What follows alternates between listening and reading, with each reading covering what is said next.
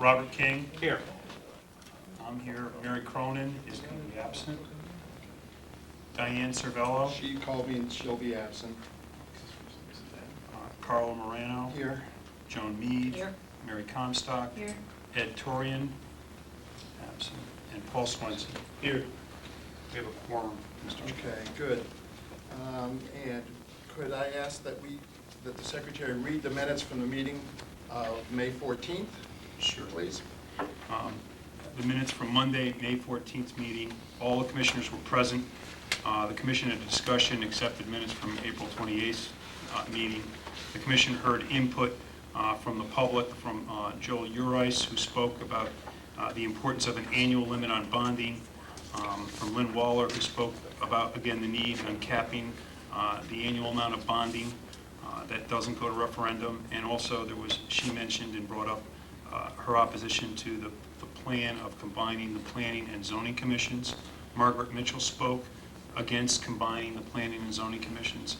And Elise Marciano spoke against the idea of term limits on elected officials. And she supported an annual cap on bonding that is not required to go to referendum. We had a discussion with our counsel, Eric Gottschalk, regarding language for the preamble. And we also discussed our ability to revisit any issue that previously been discussed before this commission.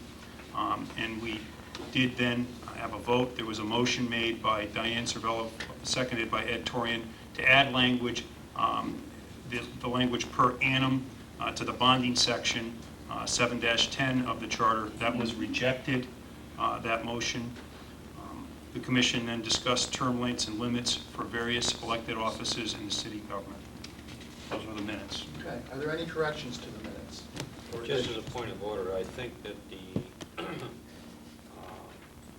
motion on the bonding passed by a majority. There were dissenting votes on that. Am I correct? I'm sorry. The motion did not pass. Did not pass. That's what I said. Right. There were the motion to provide a cap did not pass. That's correct. There were 3 people who voted for the motion. In favor of that motion. That's Right. correct. Thank you. I just wanted to be sure of that. 5 more against. Okay. 5 against. Any other corrections or additions? Then the minutes stand as read. We will now ask members of the public that would like to address us. Yes, sir. Please come forward, tell us your name. My name's Herb Highline. I reside at 16 North Navy Road in Danbury. Been there for about 43 years now. I'm coming here before you tonight on 2 issues that I think are very important for we the people, which I think you folks are representing. And I want to thank you for being on this commission, doing a great job so far, except in one area that I'll discuss shortly. The first thing I want to bring to your attention is, I think, in Chapter 7, which talks about finance, I guess, a new section should be added, 711, entitled Cost Reduction Programs. And it reads as follows. The City of Danbury, through the Mayor's Office and the Board of Education, through the President's Office and the School Superintendent's Office, shall implement and maintain by fiscal year a measurable cost reduction program. The results of the respective cost reduction program shall be made public at a public meeting no later than 3 months after the close of the fiscal year being reported on. You know, as a voter in the city, I have no measurable way of measuring elected officials. And one of the things we're experiencing is spiraling costs of government and education. So, as representatives of we the people, I think this would be an important insert into the charter. Okay. Next one I want to talk about is everybody's favorite, I guess, 710 borrowing. I'd like to confirm with the committee, since I haven't been to these meetings before, what has happened so far with this particular item. It's my understanding that you're going to raise the cap of borrowing from $500,000 to $2.5 million. Is that correct? Yes. Can you answer? Okay. Excuse me. Partially correct. The 2.5 is a trigger point, which if a I understand. bonding issue goes over 2.5, it goes to referendum. If it stays under 2.5, there's no limit as to how many Okay. bondings Right, can go that was at one of that the point. questions I There had is in no here. cap Right. currently. Okay. And that there is no cap on the borrowing. Pardon me? There is no cap on the borrowing by fiscal year. In other words, a mayor, whoever he may be, can come in with increments of $2.5 million 10 times a year. That's There's the no way it's cap. interpreted now, correct. Is there a reason for that? That's the way the charter was written before. But you're revising the charter. That's correct. At this point, we've had topics of discussion on it. At this point, the vote has been, the commission is recommending to the council and to the mayor that they raise the cap from $500,000 to $2.5 million. And as you just heard in the minutes, Right. the idea of putting a cap on that was voted down at the last commission meeting. I So understand. that's where it stands. I understand that. I'm requesting to review that again and put a cap. I don't trust anybody until they earn my trust. Okay? Fair enough. Okay. Now, I did a little analysis relative to this subject, and I found out that since the charter was last revised in 1990, the city budget and the education budget in total doubled from $107 million to $202 million. I also did a study on the $500,000 amount in this section, and I looked at the CPI to determine what it should be worth today. Does anybody know what it should be worth today? I'll tell you, 1.2 million. That's what the 500,000 is worth today. So I kind of understand how you arrive at 2.5 million when 500,000 did the job over the past years. So I request that you look at that again. What else we got here? Oh, we also have a savings account, which is called the unfunded balance, I believe. Last year it was $23 million. This year, the mayor took $3 million of that and used it to fund the current $2.5 million that went out on notes.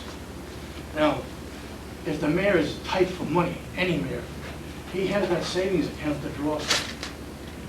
There's no need to go to $2.5 million on borrowing when he has that savings account available for his use with the permission of the common council. Thank you for listening to me. Thank you for taking the time. Brian, do you have a copy of your proposal for cost reduction? Pardon Do me? you have a written? I can write something for you. It was my business for 20 years. Would you please? Sure. I think specifically the language you had about that section 711. Okay. Okay, thank you. Would anyone else from the public like to address us? Al, I think we're going to bring you in under planning and zoning, but would you like to Okay, speak? well, yeah, I just had a point of information. I'm not exactly sure where it is in the charter. Just tell us who you are first. Almy, 23 Jefferson Avenue. There is another part in the charter which limits the total amount of bonded indebtedness at a percentage of the grand list. I'm not exactly sure where it is, but it's in there. So there is a limit on borrowing. I mean, the mayor can't go out and go 2.5 million 100 times. Ad infinitum. Right. There is a limit. And there are state It's not in that limits. same section, but it's, somewhere in there. Thank you. Not that I'm aware of. State Pardon me? State statute. State The statute. state statutes do have limitations, but the numbers are... But that's not $947 million, I think, is it, in a round number, state statute, which is a big number. So, Okay, go ahead. that's okay. Who else? Anyone else like to address us? Councilman Ortella. Please. Paul Rotello, 13 Little Place, Danbury. First thing I'm going to do is read a statement from Councilman Sy. He was not able to come here tonight. Also, Ben Genesi was not able to come here, although he would have wanted to speak about this. He's at an Amos House function with one of your members this evening. He's planning on coming at another time. So with your indulgence, I'll read the letter from Councilman Sadi and hand that in to you. And then I'm going to speak briefly about the same information. Dear Commission members, please accept, I haven't read this yet, so bear with me here. Please accept my apologies for not appearing before you personally, but as you may know, my wife and I are expecting soon and have an important appointment this evening. As such, I am sending my comments to you by email and hope that you will read them into the record. I know you have a major task ahead of you regarding charter revision, and I appreciate all of your work and your allowing me the opportunity to make my concerns known. It is my understanding that the members of the commission are considering increasing the dollar amount of bonds the city may authorize without such bonds having to go to the voters in a referendum town meeting. While I do not necessarily disagree with an increase in the non-referendum bonding allowance, I believe it is imperative that the commission limit such non-referendum authority to bond to a specific dollar amount per year, either fiscal or calendar. Absent such a limitation, the city could authorize an unlimited number of bonds, each in the allowable amount adding up to tens of millions of dollars without voter approval. As you know, the current amount of a non-referendum bond is $500,000. However, due to the ambiguity in the text of the charter, five $500,000 bonds were recently approved by the council. In fact, unless there is a cap on the aggregate dollar amount, an unlimited number of bonds could be authorized without voter approval. Therefore, I urge the commission to clearly establish an absolute dollar amount of bonds which, if exceeded in any year, either calendar or fiscal, such excess would have to be approved by the voters in a referendum. I thank you for your attention to this important issue. Truly, Tom Sadi, Council Democratic Leader, Danbury County Council. Okay.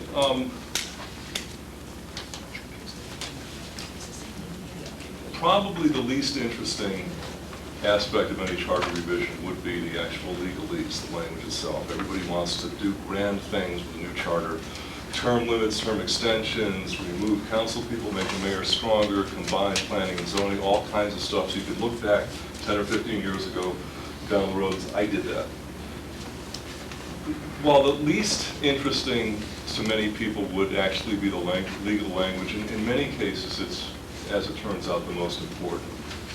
We have had several instances during my 3 years on the council where the legal language of the charter came into big play.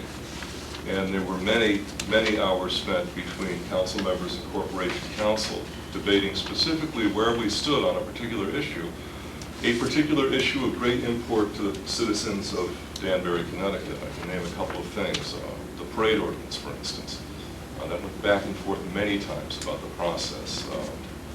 And as we all know what happened the last couple of weeks with the $500,000 bonding elements. There were several questions on that, including whether we even had the authority to do it in June, because the charter seems to indicate that we had to do it by May 15th. That's right here in the charter. I'm going to spare you reading the paragraph that it's in, but take my word, it's right in here. When we do the budget, the mayor has to submit it by a certain date, and the council has to act on it by May 15th. We didn't do that with the $500,000 bonding issues. There was a great opinion from Corporation Counsel as to why we didn't have to do that. But again, that's an opinion. You get 3 lawyers together, all due respect, you probably get 3 different opinions. You get 7 Democrats, you get 14 different opinions. You will be respectful of fellow commission members, please. Even if they're lawyers. Ouch. I would love to be able to sit down with you at length, maybe with a special committee, and go over each of my concerns about the language, but I am just one guy in the council, and believe me, if I spotted a few things that have come up with what I've had to be doing, I'm sure there may be more. All I'm asking you to do is take a look at the language in this document, and then try to break it. And by that I mean, let's say that when it comes to passing an ordinance, there are several steps that have to be followed. In one of the cases, if you vote for an ordinance on the Common Council, there's a certain time limit where it has to be quote-unquote certified by the city clerk. Then it has to be published within a certain time. Then it finally has to be signed by the mayor. There is nothing in this document that says anything about what happens if you don't do those things.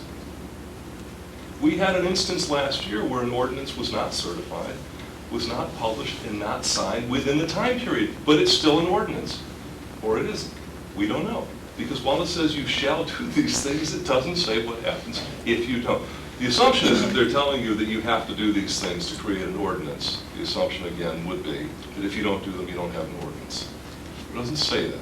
You can get legal opinions that say you don't have to. It doesn't seem to make a lot of sense with me. And finally, with the $500,000 items, I may have mentioned this at the meeting, but it seems hard to believe to me that the original authors of this charter would have allowed the city of Danbury to borrow $500,000 5 times, one night, without going to the voters, but absolutely adamantly refused to allow the city to borrow $500,005.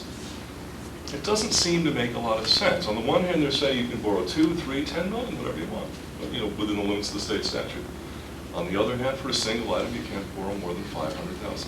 Well, what if you were building a road and a road was $500,000 a mile, and you need 10 miles? You have to stop at the end of a mile and have a foot of dirt before you could, no.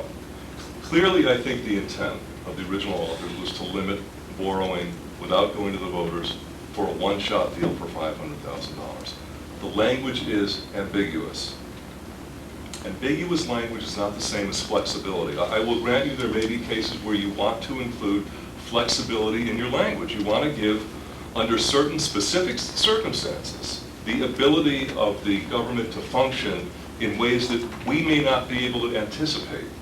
But that is not the same thing as having language that is either sloppy or ambiguous that allows people to take advantage of potential loopholes in the charter. So whether you, members of the commission, want to allow someone to borrow $2.5 million as many times as they want, or whether you don't, I think what you need to do is decide where you stand on that issue. The voters have made it clear to me they want it done once. That's all they want.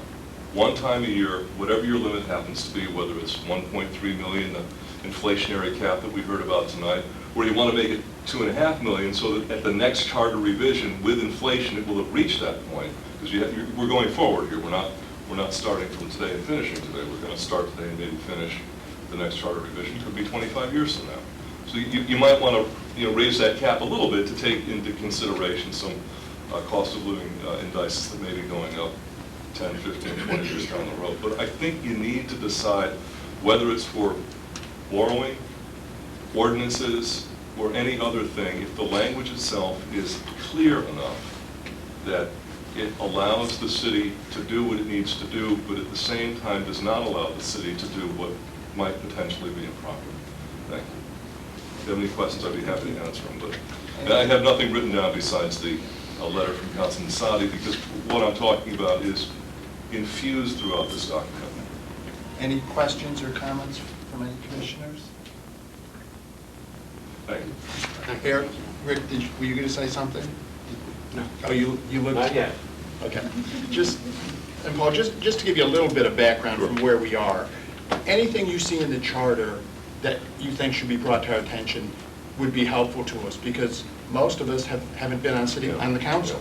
So as a result, Rick has been great, and he has brought several things that we've been able to tidy up in the charter, but things like the ordinance and being certified and things like that, that's not something we would find, because just a general reading of this, you wouldn't realize that would be some kind of problem. So we're looking for those kinds of things if something does stand in the way. I'd be happy at a later date to give you all the information and my thoughts on this. I'm not sure this is the proper forum, standing in front of you doing that. I'm thinking more of an informal meeting where we sit down together. But yeah, whatever you want to do. Okay, thank you. But Thank you. many people have brought up very specific things that they've asked us to look at, and generally, I think we're committed to trying to look at everything that comes before us. It doesn't mean that how we may act on it. Exactly. Yeah. Okay. I'm not suggesting otherwise. Okay, thank you. Any other members of the public? Yes. Hi, my name is Linda Galloway. I live at 231 Thaddeus Avenue in Danbury, and I'm very new to this process. I have no prepared statement, but I do have just a couple of comments. First of all, I do support Tom Sadi's letter, and I do believe that the charter should specify an annual cap for any kind of bond borrowing. And again, I'm going to demonstrate legal ignorance here, but I also feel that decisions of this import should also specify that there is some advance public notification going beyond the typical agenda notification that the city gives, and I think also perhaps a full public hearing as opposed to the 30 minutes allotted for a regular common council meeting. So that would be something I would also, because I think that this is a very important decision. I think even if these decisions don't go to referendum, I think the public really does deserve a chance to get to the details. That wasn't the fact, and that wasn't the possibility, I think, with this last decision. So that would be something else I would suggest. I would like to know, are we investigating a standard practice in the business I'm at? We are always into best practices and doing some investigation. Is 2.5 a standard practice for cities of our size, for cities in Connecticut?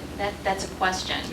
Actually, we've looked at Right. cohort cities Uh-huh. to see how everyone does it, and Danbury's a little on the conservative side when it Right, comes to that. okay, so 2.5 is in line Well, with? or how it's done and whether it goes to referendum or not. So we have looked at that, but ultimately, it's up to this board to make a recommendation to the mayor and the city council. Uh-huh. And is it also appropriate in the charter to require a certain level of documentation, a business plan, certain level of details? Again, going back to what would be available not only to council members, what would be available to the public before this decision is actually made.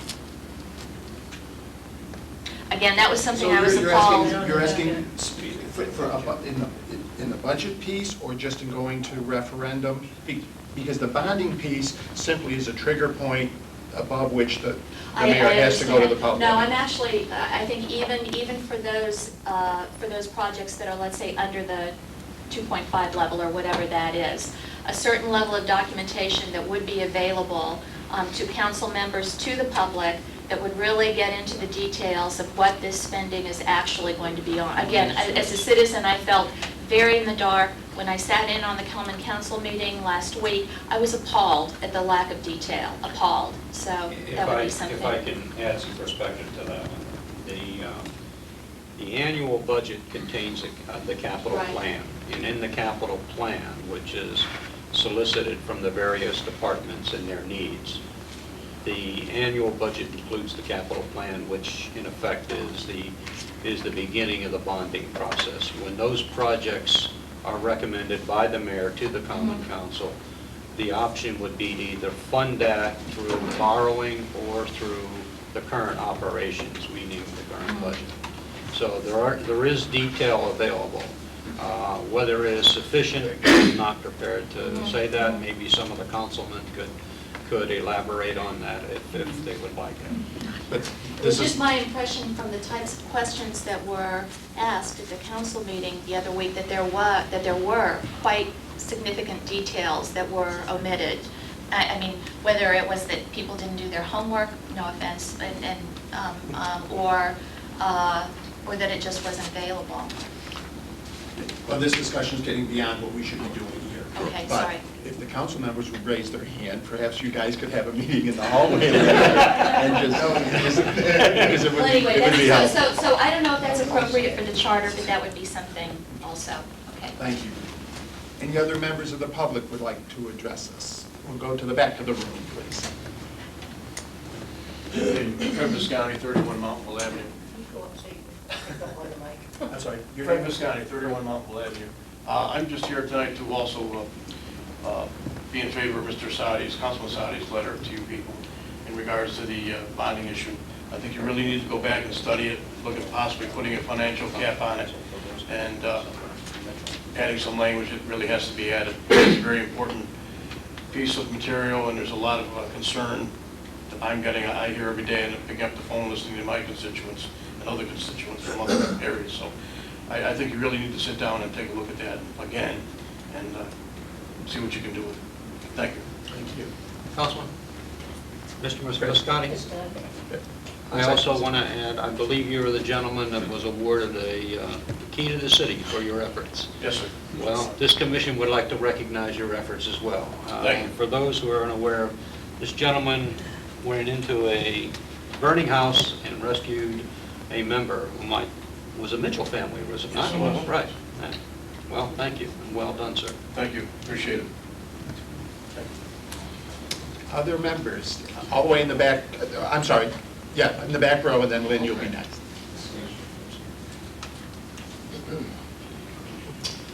Frank Anders, 9 Terra Glen. I was coming prepared to talk to you about the concept of controls and the need for controls in any organization, whether it's public or private. But quite frankly, the memo that was written by Tom and the speeches that have been given since, I think really do say it all. perhaps the thing that disturbed me more than anything else, that with the ambiguity of the wording in the current charter, rather than clearing up the ambiguity first and then making the decision to go forward, we chose to go ahead and push those 5 worthy projects through, and I will call them worthy projects. I don't suggest that we ought not to have spent that money. But I think perhaps getting rid of the ambiguity in the charter is critical.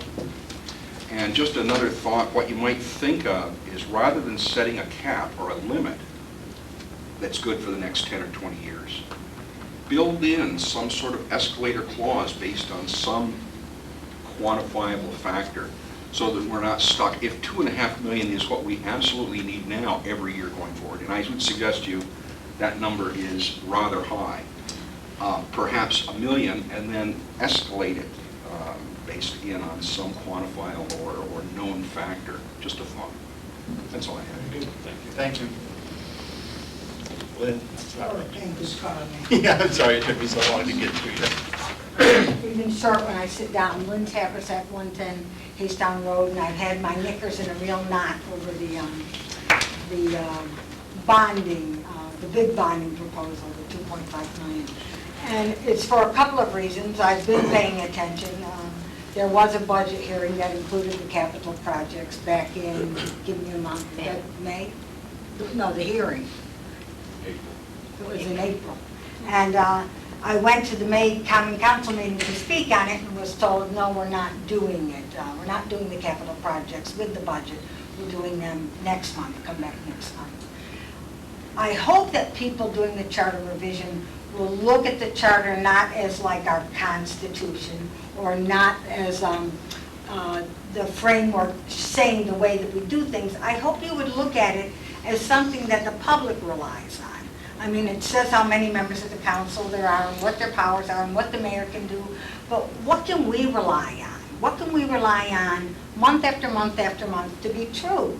And this bonding proposal, we're relying on a single $500,000 trigger and then taking it to the voters. That's what we've relied on. We've relied on it for a long time. You may go forward and raise that to 2.5 million with no cap. And the voters out there who have been relying on the 500,000 are going to say, we're going to show those charter revision people, we're voting this charter down. And then what are you leaving us with? What are you leaving us with?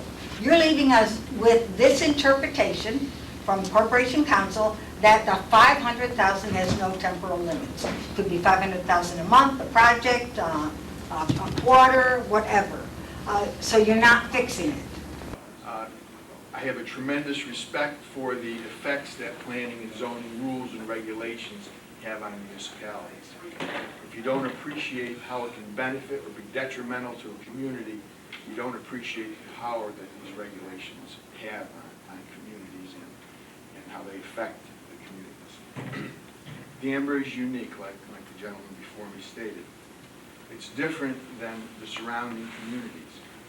Danbury has industrial, has high concentration of retail, office buildings. It has large or high population densities and a diverse ethnic population. You can't compare Danbury to the surrounding communities. What works for them won't work for Danbury. Danbury has taken on burdens our neighbors refuse to take on, such as landfills, recycling, affordable housing. Danbury is the only area community that's achieved its affordable housing requirements under state law. Surrounding communities are nowhere near it. So Danbury is much different than other communities. When I started practicing law in 1968, the zoning commission was the common council of the city of Danbury. And I first appeared in 1968 and 1970, and it was much different. Fortunately, we had a state representative from Danbury at that time who changed the state legislation to prohibit legislative bodies from acting as land use agencies. So since about 1970 to now, that concept doesn't exist any longer. Danbury works under 3 land use commissions: a planning commission, a zoning commission, and a wetland commission, and they're all separate. The planning commission in Danbury acts on subdivisions, that's the division of land into separate lots.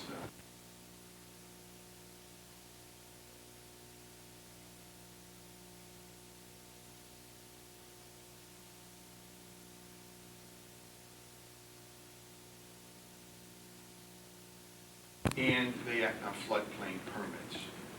They act on referrals from zoning commission as well, but that's created by statute. You couldn't change that. The zoning commission acts on the regulations. They can modify or amend the existing regulations. They can modify or amend the existing map. They can change by map I mean they can change Deer Hill from one zone to another zone. They act on special permits for liquor stores, package stores, or restaurants, and they act on special permits for repair facilities, auto repair facilities. The Wetland Commission acts on developments that are located within areas that may affect the wetlands. These commissions can be separate by state statute, or they can be combined into one commission can act on all 3 or operate under all 3, such as Richfield. Richfield has one commission that's planning, zoning, and wetlands. Brookfield has separate. Danbury has separate. Bethel has combined planning and zoning and separate wetlands, which is what you're discussing. In Danbury, there's supporting staff for each of these commissions. The Planning and Zoning Commission have the staff which is the planning, under the planning department. The planning director is Dennis Elper, as you all know. Under him are 2 other staff people who review projects, subdivisions, site plans, and zone changes. And under them are aides which prepare things. Also, there's 2 zoning enforcement officers, Sean Hardy and a gentleman under him. All those people are under the control of Dennis Elper. They're all civil servants, except for Dennis Elper. Eric, correct me if I'm wrong. There's only 2, maybe 1, 2, or 3 people in the city that are not civil servants, employees of the city that are not civil servants. And one of those is the planning director of the city of Danbury. So he reports directly to the mayor of the city of Danbury, and he's subject to, his employment is subject to the mayor of the city of Danbury. The Wetlands Commission operates under the Director of Health, who is Scott Leroy, and I believe Scott Leroy is a civil servant. And under him is Dan Baruch. So they're the staff for the wetlands, and all others are the staff for either planning or zoning. They divide their chores up accordingly. Now, state law regulates the time periods for applications, for hearings, and the time period that matters must be decided upon. In Danbury, as in most communities, the staff, the planning staff, or the health department staff will play a significant role in projects in that they will prepare reports and review the projects. They'll prepare reports to the commission sometimes with recommendations. I can say virtually on all occasions and probably all the areas, but definitely in Danbury, the staff, whether it's the health department or the planning and zoning staff, have acted in a fair and unbiased manner as they should act. So that really isn't an issue. That, as long as I've practiced, I've never had an issue with them not acting that way. But there's just that connection. Now, the pros and cons of merging the planning and zoning commission, as I personally see it, I've not talked to anybody about it, but I'm experiencing it. I think the pros for combination, and I'm not sure what Dennis has submitted, but the pros as I see it are its simplicity and speed of action.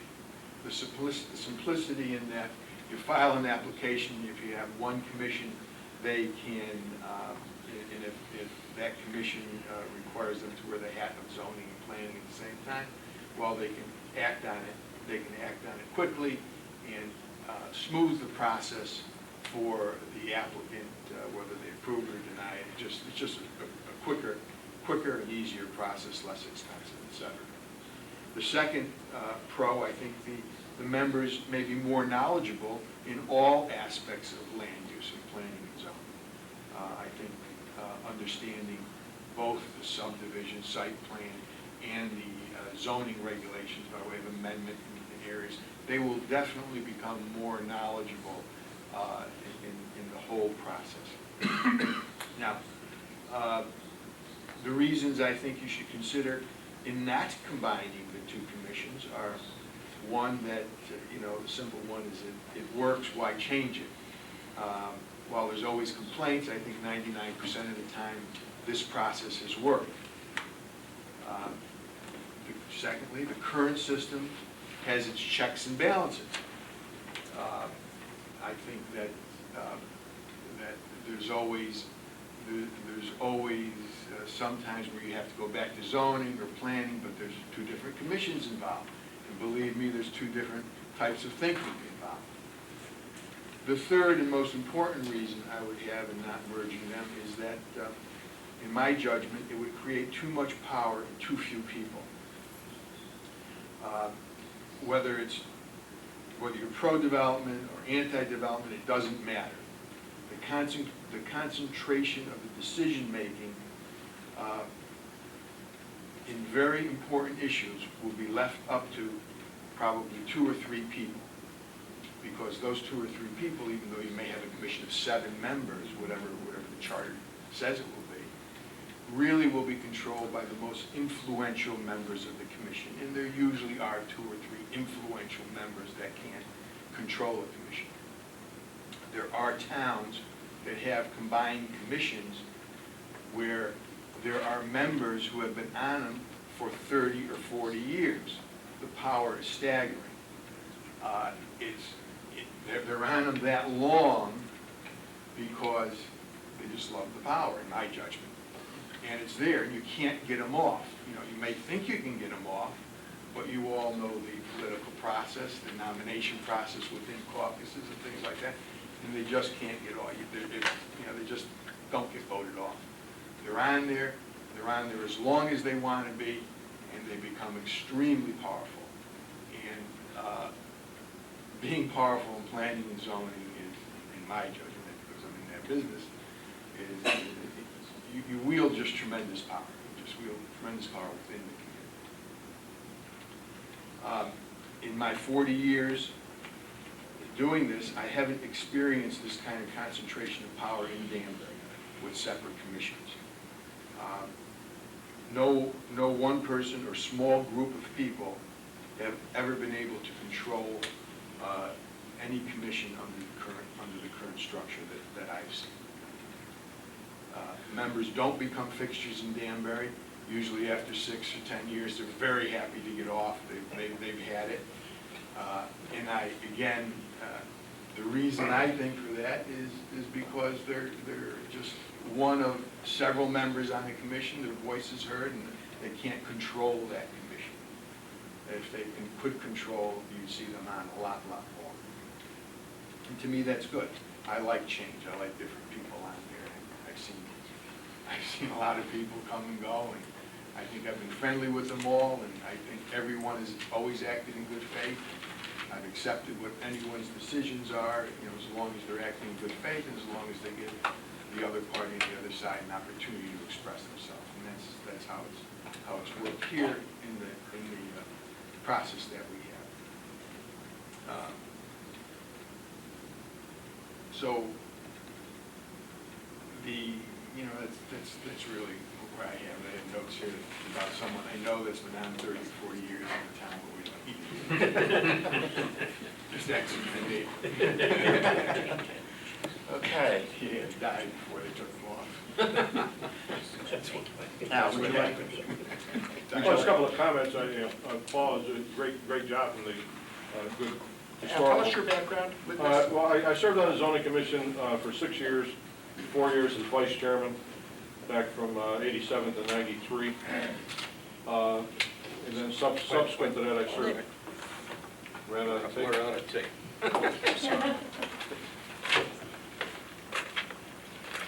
No, we're not. That wasn't me.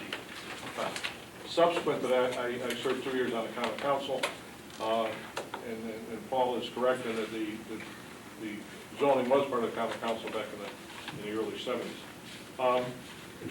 I agree with all his points about there's advantages to combining them, and then there's disadvantages. And he makes all the points. And one other thing I'd like to add.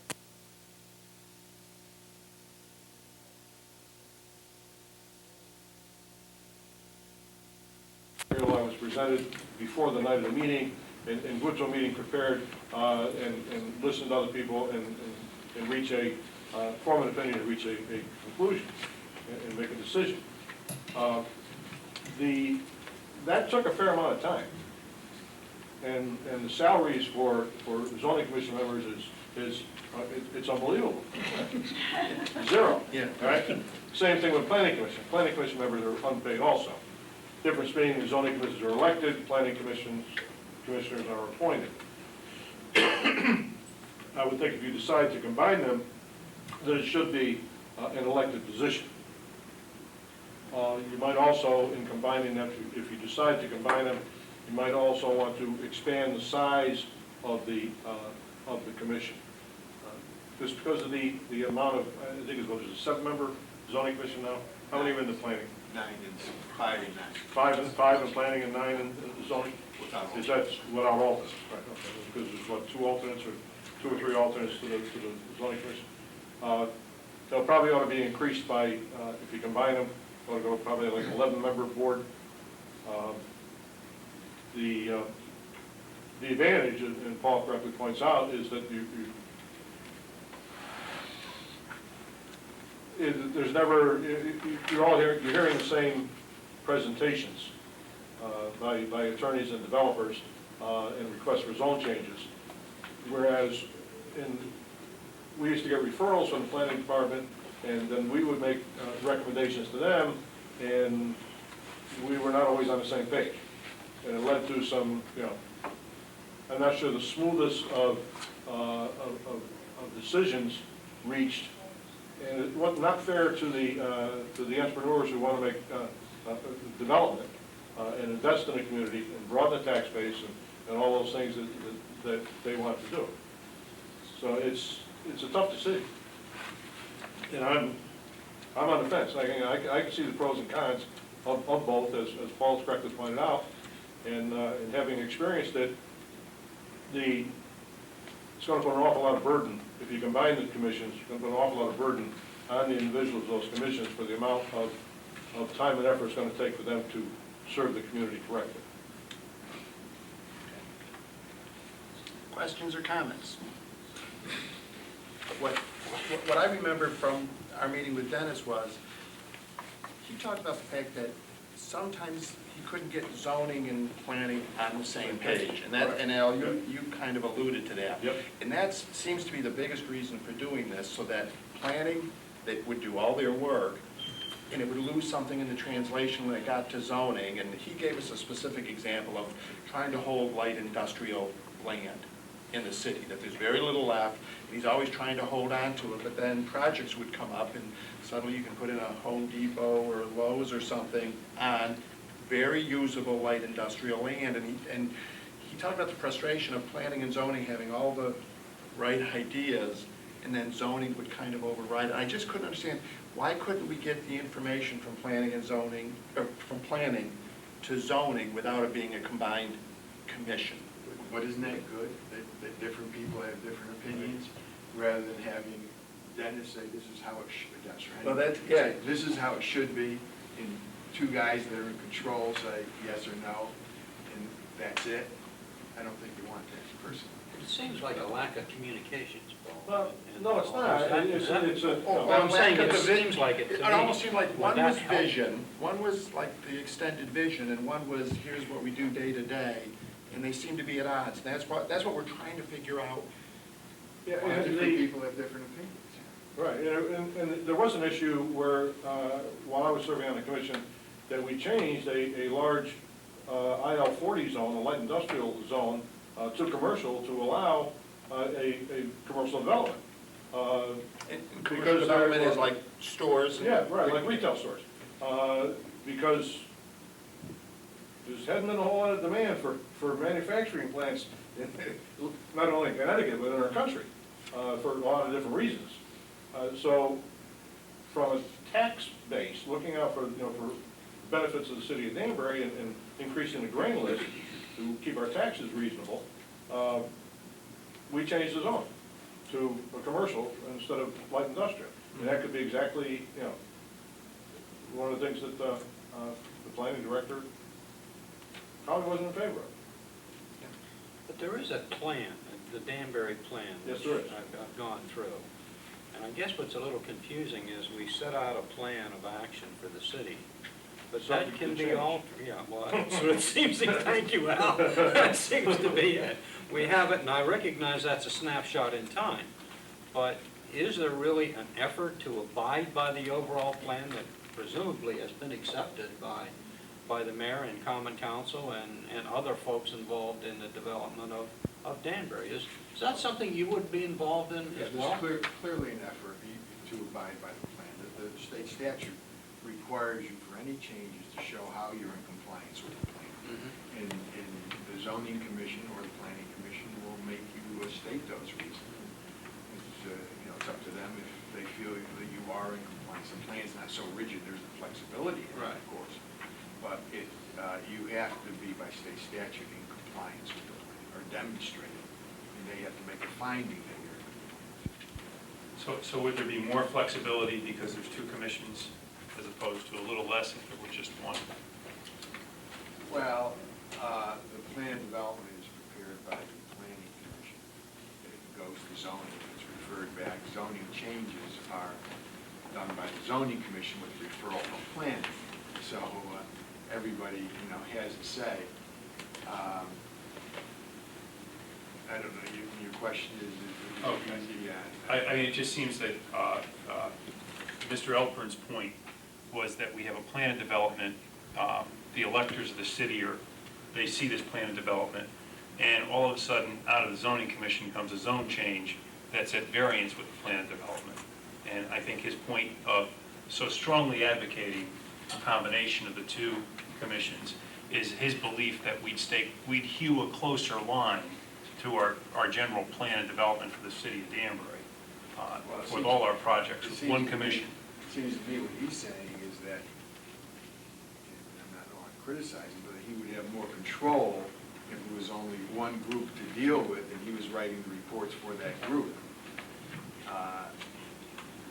It doesn't mean that, his report is correct, the zoning commission can find otherwise, the planning commission can find otherwise. And they have, both commissions have. And There's just much more independence with the two. And the plan of development is the vision of the planning director approved by the planning commission. And in effect, the zoning board then implements or chooses not to implement the plan. Well, the zoning commission gets requests from developers to modify it, to change it. Or to conform to it. Right. So the plan has recommendations for changes as well, Mhm. and people will come in to try to conform to it. Is dealing with the city of Danbury easy, impossible, in between somewhere when it comes to these kinds of It's the same things? as every other town. It is. At the end of the day, it's the same as every other town. You've got cooperative people you're dealing with, they give you their attention, and it's no different than any place else. Those who say it's too difficult here are mistaken. I mean, there's different kinds of projects here. In Brookfield, as they say, there's nothing like there is here, not massive projects, not 500-unit projects or anything like that. Different kind of projects that take a lot more effort by everyone to make sure they're correct when they get approved. So that's how you have to look at it. There's no difference. Do we lose public participation opportunities by combining them?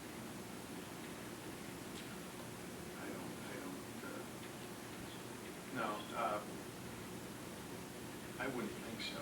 I mean, most zoning matters are public hearing. There are some planning matters that are not public hearing, so you might. So what would be? I don't think so. I'm thinking of the transfer station that was recently proposed that was pretty controversial things. Had we had one board, could that have been done before people heard about it? No, we had the same exact same process would happen. So you had a public hearing, same people would have been out, same decision. Any other questions or comments? Okay, thank you very much. Thank We you. appreciate you taking the Thank time. Thank you very much. Thank you, Al.